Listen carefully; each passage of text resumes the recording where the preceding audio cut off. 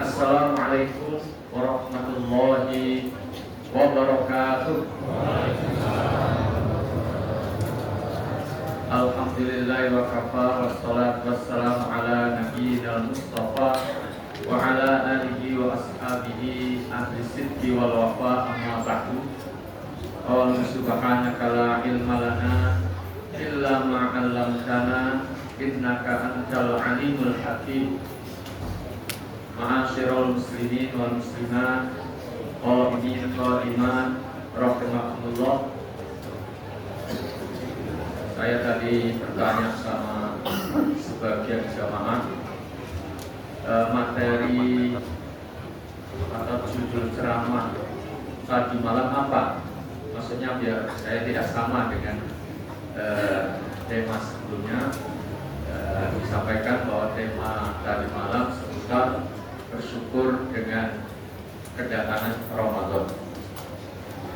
Nah, maka pada kesempatan malam hari ini di waktu yang sangat singkat ini, tema yang akan saya sampaikan sesuai dengan anjuran pengurus, temanya itu masih seputar puasa, seputar Ramadan.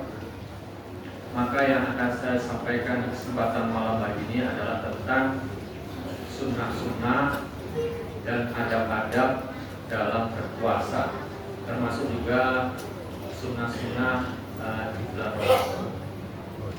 Para jamaah sekalian yang dirahmati oleh Allah Subhanahu wa taala, di antara yang disunnahkan di bulan Ramadan itu adalah seperti yang pada malam hari ini kita laksanakan, yaitu melaksanakan qiyam Ramadan.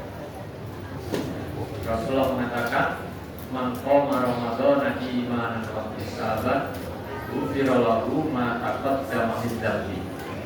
Siapa yang melaksanakan qiyam Ramadan atau bahasa kita salat tarawih dilandasi oleh keimanan dan ihtisaban, mengharapkan pahala dari Allah, ghufira lahu ma taqaddama min dzambi, maka akan diampuni dosa-dosanya yang telah lalu.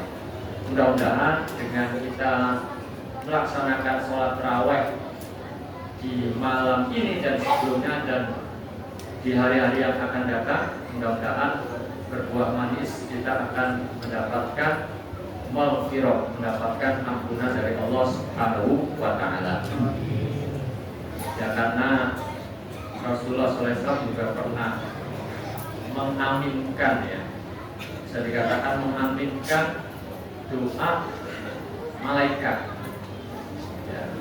Jadi malaikat Jibril mendoakan atau mengatakan 3 hal, dan itu diaminkan oleh Rasulullah. Di antaranya adalah malaikat Jibril mendoakan rugi, mendoakan celaka bagi orang yang masuk Ramadan tapi tidak mendapatkan ampunan. Itu betul-betul akan rugi, karena kesempatan mendapatkan ampunan di bulan Ramadan itu betul-betul terbuka lebar, ya, sangat gampang diraih dan didapatkan bagi yang menghendakinya. Di siang hari dengan kita melaksanakan puasa, ya, dengan segala kesunahannya, dan kemudian di malam hari kita melaksanakan sholat tarawih, maka dengan itu kita akan mendapatkan maghfirah. Nah, kalau ada orang yang dapat kesempatan masuk Ramadan terus selesai Ramadan nggak dapat maghfirah, nggak dapat ampunan, wajar kalau dia menjadi orang yang sangat rugi, menjadi orang yang sangat ya tadi celaka dan seterusnya. Mudah-mudahan kita tidak termasuk yang mendapatkan kerugian tersebut, dan mudah-mudahan kita mendapatkan maghfirah dari Allah Subhanahu wa taala. Para jamaah sekalian yang dirahmati Allah Subhanahu wa taala, dan salat tarawih yang dianjurkan untuk kita kerjakan di bulan Ramadan itu yang paling afdal ya dikerjakan berjamaah seperti ini. Boleh tak Pak dikerjakan di rumah? Kalau pertanyaannya boleh, ya boleh. Tapi kalau mana yang afdal, tentu yang afdal adalah yang dilakukan dengan berjamaah. Dan begitulah yang dicontohkan oleh Rasulullah, dan begitu pula yang dilakukan oleh para sahabat dan generasi-generasi sesudahnya, mengerjakan berjamaah bersama kaum muslimin. Dan tentu yang diharapkan dari para jamaah, dari kita semua adalah melaksanakan sholat tarawih itu berjamaah seperti ini tidak hanya di awal Ramadan, tapi sebisa mungkin mari kita pertahankan sampai akhir. Karena anjuran untuk tiap Ramadan tarawih ya itu tidak hanya di awal saja, tapi sampai ujung. Bahkan kalau di akhir-akhir justru kita harus meningkatkan mujahadah kita, semangat kita. Hal lain yang juga perlu disampaikan melalui kesempatan ini adalah bahwa dalam melaksanakan ibadah tarawih di masjid seperti ini, maka hendaknya kita mengikuti tarawih itu sampai selesai, sampai witir ya. Saya perhatikan ada beberapa 1-2 orang yang sebelum selesai witir pulang. Boleh nggak Pak? Sah nggak tarawihnya? Sah, boleh, tetapi nggak afdal. Dia kehilangan keutamaan yang besar kalau dia tidak ikut sampai witir. Kenapa? Rasulullah pernah mengatakan, "Man qama ma'al imami hatta yansarifa kutiba lahu qiyamul laila." Ya, au kama qala. Siapa yang berjamaah bersama imam sampai selesai akan dicatat bagi orang tersebut seperti sholat semalam suntuk, seperti sholat sepanjang malam. Bapak Ibu sekalian, pernah nggak sepanjang malam berdiri untuk sholat? Sepanjang malam itu ya, kalau awal malam itu kan dari maghrib sampai subuh. Ada nggak yang telah berdiri dari maghrib sampai subuh? Nggak ada, saya kira ya. Saya sendiri juga nggak kuat, jangankan itu. Ya, 1 jam juga sudah gemetaran ya. Makanya saya bersyukur pengurus masjid Pak, imamnya pendek-pendek. Ini disukai oleh semua orang ya. Kalau panjang-panjang ya itu nanti pulang gerutu ya. Itu siapa imamnya itu? Ya, nanti kawannya kapok ya, maka anjuran pengurus itu, Pak, kalau imamnya pendek-pendek. Tadi kepanjangan nggak Pak? Kurang pendek? Mana? Kalau tadi kurang pendek ya. Para jamaah sekalian yang dirahmati Allah Subhanahu wa taala, jadi pastikan sholat tarawih kita itu selesai sampai imam witir ya. Sampai kita mengikuti sampai witir agar kita dapat keutamaan apa? Keutamaan seperti melaksanakan sholat sepanjang malam. Baik. Kemudian hal lain yang juga disunahkan, khususnya ketika kita sedang melaksanakan puasa, ya, termasuk puasa Ramadan seperti di bulan ini adalah as-sahur, yaitu sahur. Ya. Rasulullah SAW pernah mengatakan, "Tasahharu fa inna fis-sahuri barokah." Sahurlah kalian karena sesungguhnya dalam sahur itu ada keberkahan. Jadi walaupun Bapak Ibu sekalian mungkin nggak terlalu merasa lapar sebelum subuh makan ya. Tapi karena Rasulullah perintahkan, maka dengan semangat mentaati perintah Rasulullah kita laksanakan.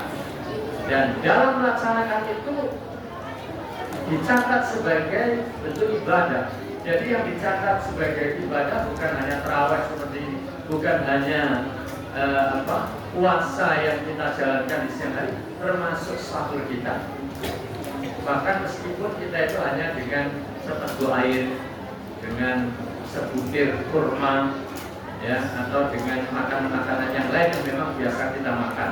Karena untuk sahur itu boleh dengan apa saja ya. Para jamaah sekalian, dan di samping itu sahur itu adalah pembeda antara puasa kita dengan puasa umat-umat terdahulu. Bukankah umat terdahulu itu juga disyariatkan puasa? Betul Pak ya, Bu ya? Kutiba alaikumus syiyam kama kutiba alal ladzina min qablikum. Jadi bukan hanya kita saja yang diwajibkan, tapi umat terdahulu. Nah, pembedanya apa? Di antaranya adalah sahur. Jadi kalau kita nggak sahur dalam hal tersebut, jadi sama dong dengan umat terdahulu. Nah, kita jangan tasabuh, jangan ya sama dengan umat terdahulu. Ada pembeda dalam puasa kita yaitu sahur. Para jamaah sekalian yang dirahmati Allah Subhanahu Wa Taala, dan di antara juga, mumpung ini masih awal-awal Pak ya, bahwa kalau bisa saat kita sahur, ya silahkan mengkonsumsi yang biasa dikonsumsi, tapi kalau bisa juga ditambahkan kita mengkonsumsi kurma, meskipun hanya sedikit. Kenapa? Karena Rasulullah mengatakan nikmasa bil mukmin at-tamru. Sebaik-baiknya sahur orang beriman itu adalah kurma. Jadi kalau sahurnya kemarin, Bapak Ibu sekalian mungkin kemarinnya sahur belum mengkonsumsi kurma karena belum tahu atau lupa menyediakan, mulai untuk besok disiapkan agar dalam bab itu kita dapat nilai plus dalam bab sahur. Karena apa? Mengikuti petunjuk yang dikatakan oleh Rasulullah Shallallahu Alaihi Wasallam. Para jamaah sekalian yang dirahmati Allah Subhanahu Wa Taala, begitu pula di antara sunnahnya dalam berpuasa itu adalah akhir sahur, mengakhirkan sahur. Jadi dari segi pelaksanaannya, sunnahnya itu dilakukan di akhir, ya, tidak terlalu jauh dari waktu adzan subuh. Ya, ada seorang sahabat pernah sahur bersama Rasulullah. Terus setelah itu adzan dikumandangkan, adzan subuh. Maka kemudian sahabat yang lain bertanya, berapa jarak antara sahur dengan adzan subuh? Maka dijawab qadra khamsina ayat, kurang lebih 50 ayat. Bapak-bapak, ibu-ibu kalau baca Al-Quran 50 ayat, kira-kira berapa menit Pak? Hah? Ya terserah nanti dikira-kira sedikit, intinya kan nggak terlalu lama. Mungkin ada yang beberapa jam, ada yang setengah jam, silahkan saja. Jangan makan ya jam 10, jam 12 sudah diniatkan sahur. Ya. Dari segi bolehnya boleh, tetapi dari segi waktu tidak sesuai dengan yang dianjurkan, yang dicontohkan oleh Rasulullah. Dan itu merugikan kita sendiri. Kalau dari jam 10 kita sudah sahur terus sampai nanti ya subuh kita nggak, atau sebelum subuh nggak bangun lagi untuk sahur, ya, ketemu makanan lagi nanti maghrib, kita berarti mulai menahan tidak makan, tidak minum dari jam 10. Padahal sesungguhnya mulai orang itu berpuasa adalah mulai dari terbit fajar, mulai dari adzan subuh.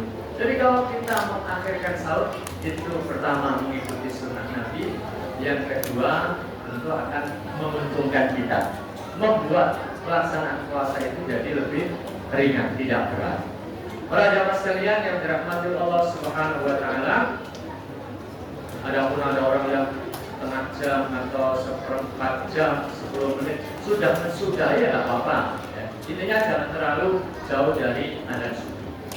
Kemudian para jamaah sekalian, di antara sunnahnya di dalam puasa itu adalah takjilul iftar.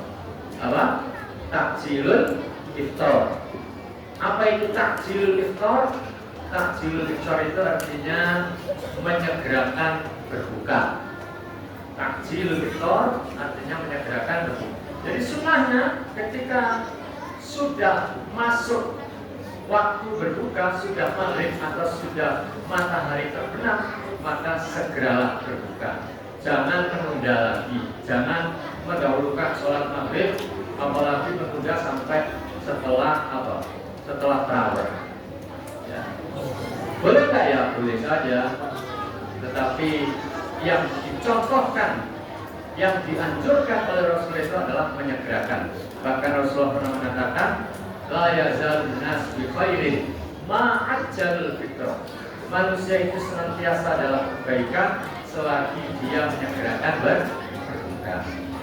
Para jamaah sekalian yang dirahmati oleh Allah Subhanahu wa taala, dan kalau bisa ya berbuka itu diantaranya dengan kurma juga ya. Jadi ini meskipun sekali lagi bukan makanan pokok kita, tapi karena memang itu juga diantara kesunahan, maka kita berusaha meskipun hanya sedikit. Silakan dibiasakan. Kemudian diantara kesunahan dalam berpuasa itu adalah ketika berbuka itu atau setelah berbuka, hendaknya kita biasakan berdoa. Ya, berdoa sebagaimana yang dibaca oleh Nabi SAW saat beliau selesai berbuka. Apa bacaannya? Dhahabat dhama'u wa batallatil uruqu wa tabatal ajru insyaallah. Sudah hafal Pak, Bu? Nah, coba dhahabat dhama'u wa batallatil uruqu wa tabatal ajru insyaallah.